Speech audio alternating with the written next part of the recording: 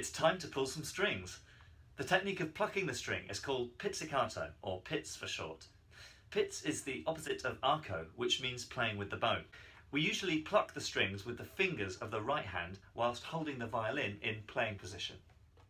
We can pluck like it's a guitar too, with the violin under the arm, but that's not so common, so when playing a piece of sheet music, it's best to assume that the violin stays under the chin, unless it says otherwise. Most violinists use either the index finger or the middle finger to pluck the string. Try it with both and see which you prefer. Some people even use the thumb to pluck the strings, but not the third or fourth fingers. They're too weak and too hard to control. In order to play Pull Some Strings, you don't need to use your bow. There are 5 little pieces and they're all pizzicato. Bye bye bow. When plucking the string, there are good places to do it and not so good places to do it.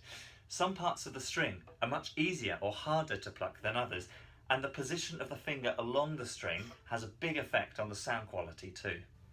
Nearer to the bridge, the string becomes harder to pull and therefore harder to pluck. There's just too much resistance. As we move away from the bridge, the string becomes easier to pull. But if we move too far in that direction, then the string gets so close to the fingerboard that it's much more difficult to get a good connection between the string and the finger.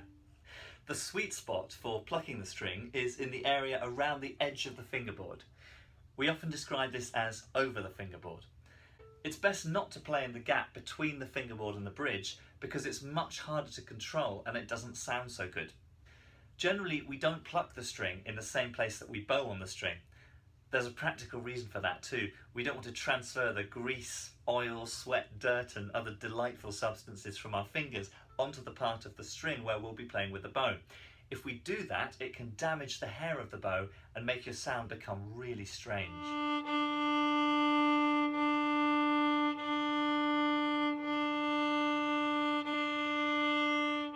When plucking, keep the hand close to the string so that everything is nicely controlled. Touch the string, pull gently and release. You shouldn't feel like you're plucking across the string because then you're more likely to accidentally pluck another string at the same time. Instead, feel like your finger is very slightly under the string as you start the plucking motion and then release it at an upwardly sloping angle. Experiment with different placements of the finger along the string. This could include different amounts of pull, different angles of release, and so on. Keep experimenting until you find the most pleasing, pure and resonant sound that you can. Oh, and make sure to keep your fingernails away from the strings. We want to use plenty of the flesh of the finger when plucking and avoid the nasty, hard sound that the fingernails make.